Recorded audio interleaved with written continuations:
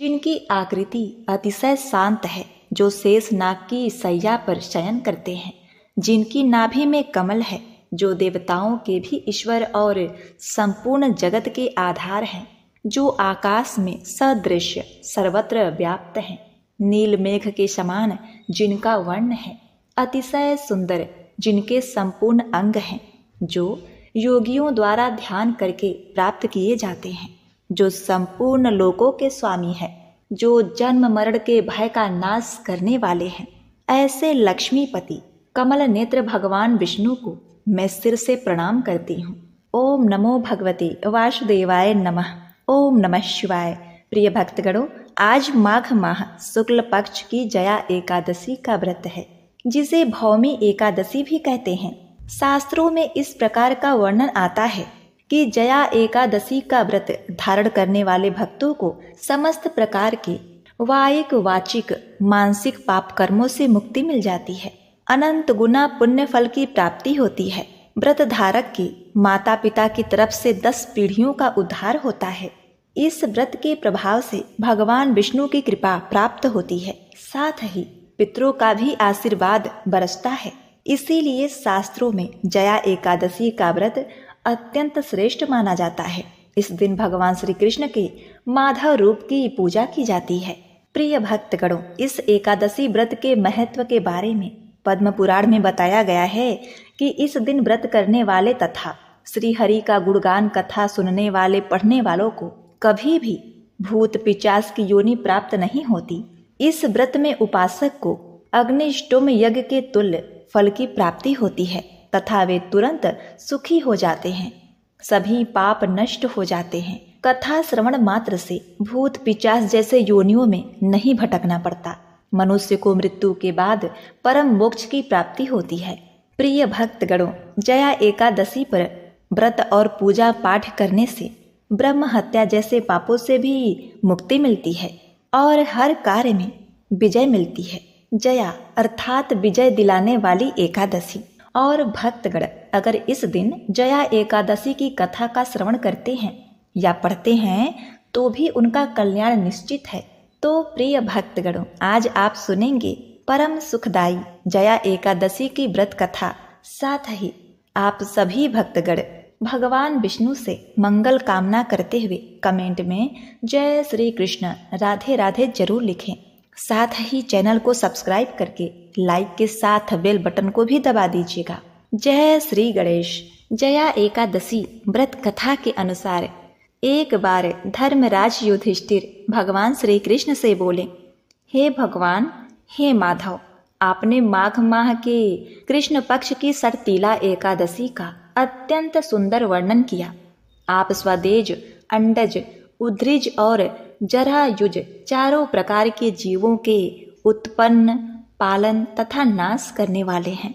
अब आप कृपा करके माघ शुक्ल एकादशी का वर्णन कीजिए। इसका क्या नाम है, इसके व्रत की क्या विधि है और इसमें कौन से देवता की पूजा की जाती है। भगवान श्री कृष्ण कहने लगे, हे राजन, इस एकादशी का नाम जया एकादशी है। इसका व्रत करने से मनुष्य ब्रह्म हत्या आदि पापों से छूट कर मोक्ष को प्राप्त होता है तथा इसके प्रभाव से भूत पिचास आदि योनियों से मुक्ति हो जाती है। इस व्रत को विधि पूर्वक करना चाहिए। अब मैं तुमसे पद्म पुराण में वर्णित इसकी महिमा की एक कथा सुनाता हूँ। हे राजन, देवराज इंद्र स्वर्ग में राज किया करते थे और अन्य सब देवतागण सुखपूर्वक स्वर्ग में रहा करते थे।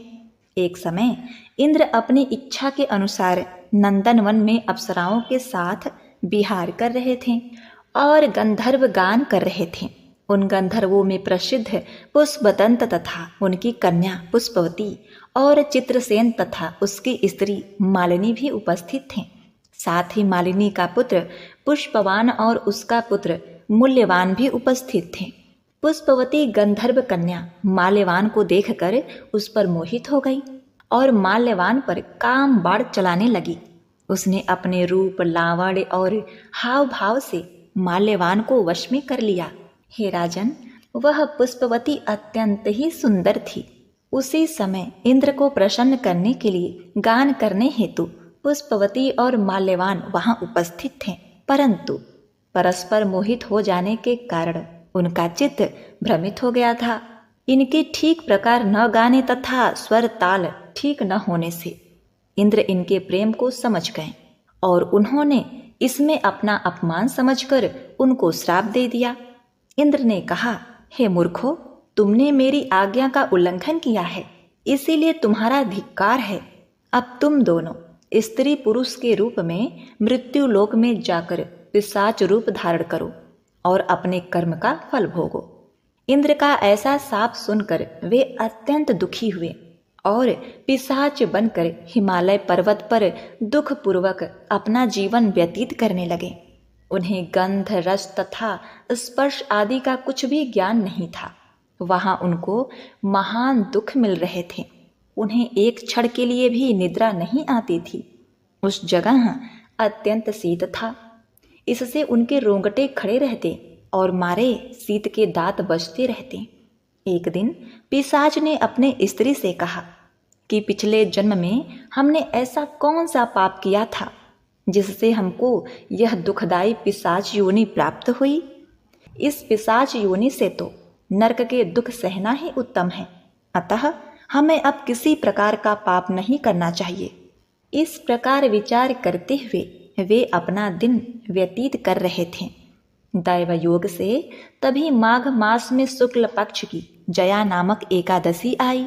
उस दिन उन्होंने कुछ भी भोजन नहीं किया और न कोई पाप कर्म किया, केवल फल फूल खाकर ही दिन व्यतीत किया और सायंकाल के समय महान दुख से पीपल के वृक्ष के नीचे बैठ गए। उस समय सूर्य भगवान अस्त हो रहे थे। उस रात को अत्यंत ठंड थी, इस कारण वे दोनों शीत के मारे अति दुखी होकर मृतक के समान आपस में चिपटे हुए पड़े रहे। उस रात्रि को उनको निद्रा भी नहीं आई। हे राजन, जया एकादशी के उपवास और रात्रि के जागरण से दूसरे दिन प्रातः होते ही उनकी पिशाच योनि छूट गई। अत्यंत सुंदर गंधर्व और अप्सरा की देह धारण कर सुंदर वस्त्राभूषण से अलंकृत हो उन्होंने स्वर्गलोक को प्रस्थान किया।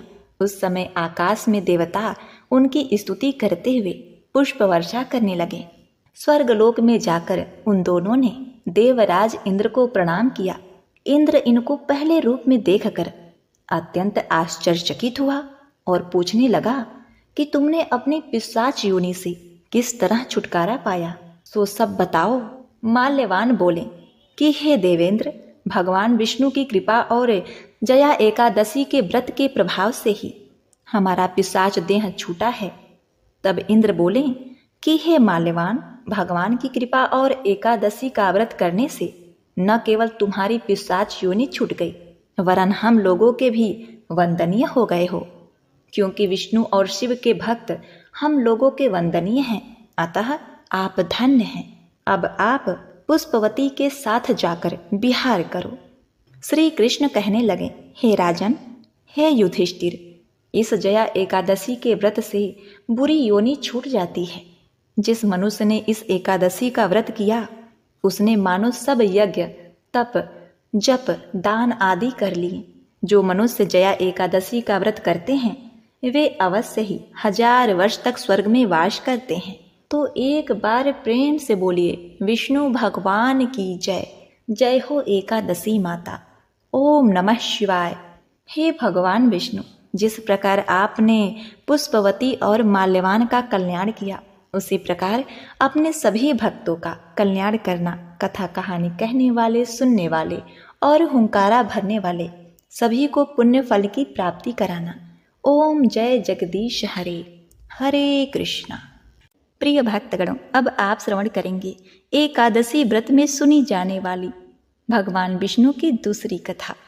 एक बार देवी सत्यभामा ने देवी रुक्मणी से पूछा कि दीदी, क्या आपको मालूम है कि श्री कृष्ण जी बार बार द्रौपदी से मिलने क्यों जाते हैं? ऐसे कोई अपनी बहन के घर बार बार मिलने थोड़ी न जाता है।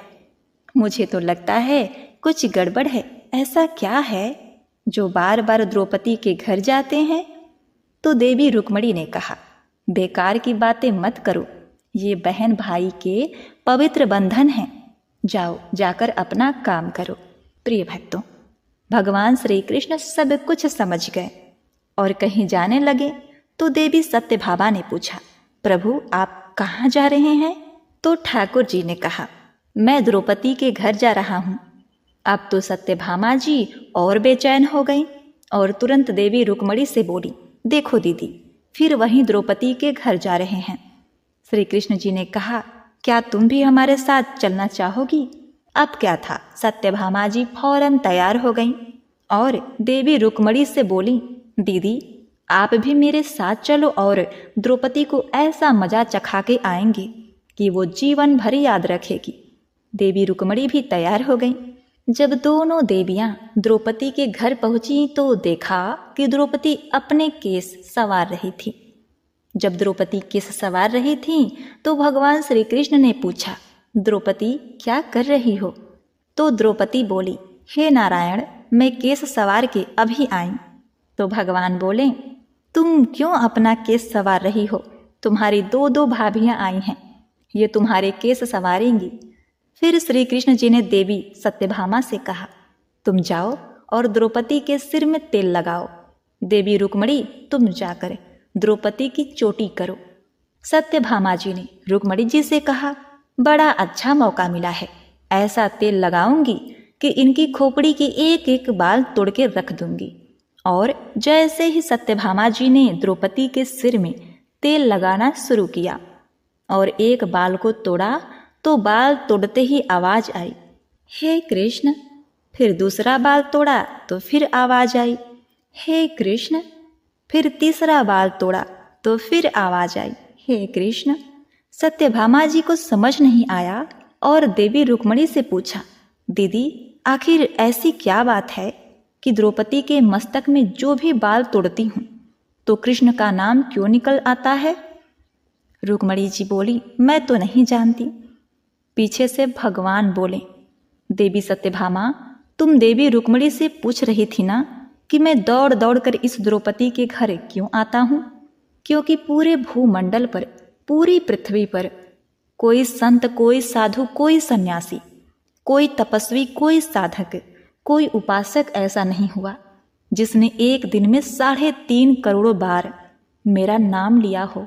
और द्रौपदी केवल ऐसी है जो एक दिन में 3.5 करोड़ बार मेरा नाम लेती है, प्रतिदिन स्नान करती है, इसीलिए इसके हर रोम में कृष्ण नजर आता है और इसलिए मैं रोज इसके पास आता हूँ। इसे कहते हैं स्नान, जो देवी द्रौपदी प्रतिदिन किया करती हैं। हम हर रोज जो सुगंधित पदार्थ तेल लगाकर अपने तन को स्वच्छ कर लेते हैं उसको केवल नहाना कहते हैं। स्नान का मतलब है हमारे शरीर में 3.5 करोड़ रोम छिद्र हैं। जब मनुष्य 3.5 करोड़ बार भगवान का नाम ले लेता है तब जीवन में एक बार उसका स्नान हो जाता है। इसको कहते हैं स्नान। जय श्री कृष्ण। हरे कृष्ण। ओम नमो भगवते वासुदेवाय नमः।